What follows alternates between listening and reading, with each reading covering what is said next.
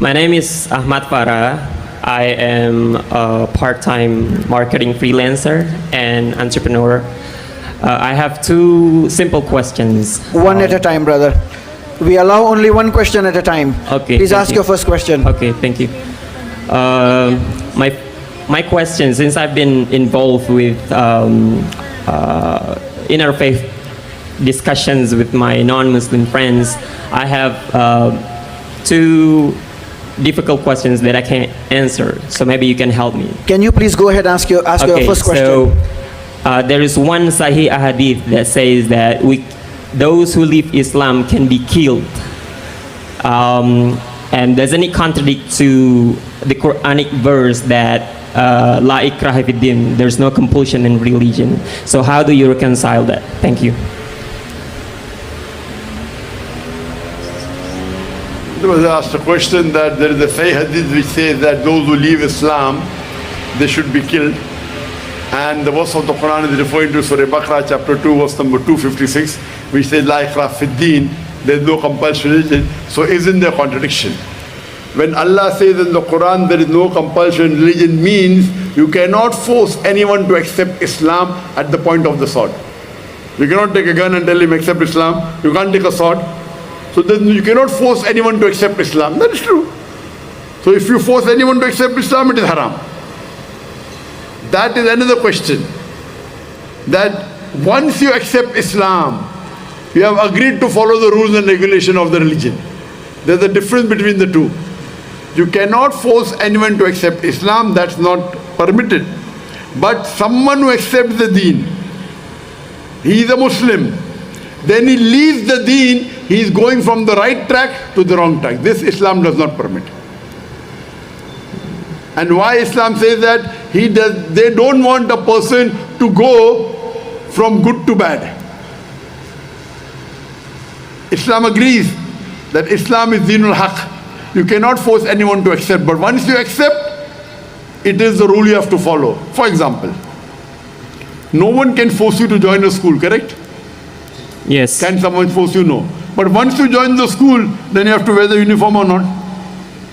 Yes. You have to respect the teacher or not? Yes. You have to appear for the examination or not? Yes. If you do bad, then you'll fail or not? 100%. Now, why you're failing me? Not forcing anyone is a different concept. You can't force anyone for him to accept the deen. And that also you're quoting half. La ikraha fid din, there's no compulsion religion. Truth stands out clear from error. Whosoever holds the hand of Allah subhanahu wa ta'ala, he will take you darkness from light. He will take you from darkness to light. If you hold the hand of the Satan, he will take you darkness to light. So he'll take you from light to darkness, the Satan. Complete the full verse, you're quoting half. So there's no compulsion in anyone. You cannot force anyone for him to accept Islam.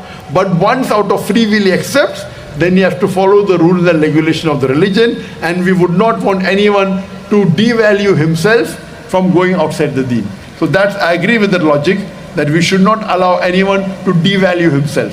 So that's the reason these are the rules laid down by Allah subhanahu wa ta'ala. Hope that answers the question. But why do I need to be punished?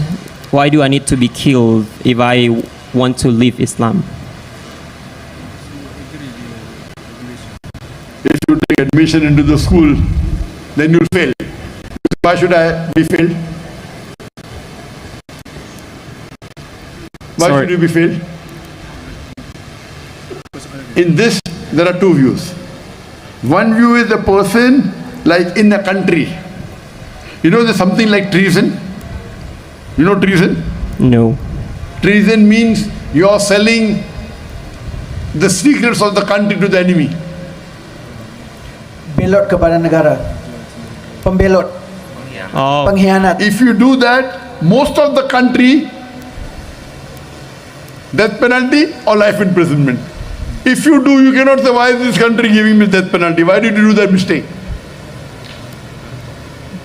Can you argue? No. No, I want to do it, I want to sell. No, why? This is the law of the country. Why did you become a citizen of the country? But I cannot do that to somebody else who's not a citizen of the country. Do you understand? Yes. So these are rules of the country. They're logical. And this is to help the person stay on the straight path. Allah wants the person to go to Jannah. So that's the reason these are deterrents, so that he stays on the straight path. Those person who don't know what is the beauty of Islam, he may think it's illogical. I'm asking you a question. Your son wants to jump from the 10-story building. I saw Superman. Will you allow? Will you allow? No. No, but freedom is there. Let your son jump. He say, I'm Superman. Superman jump, he doesn't die. What will you do? Allow him to jump? No. Why? Because You're a very harsh father. Maybe you slap him also, correct? yeah. Why? Why don't you slap him? Yeah, because I would rather slap him as opposed to Rather than he dies. Yeah. Here also better you die rather than you go to hell. Do you understand? Yeah. Thank you. Otherwise you go to hell. So we don't want Muslim people to go to hell. Yeah. Okay? Hope that answers the question. Thank you.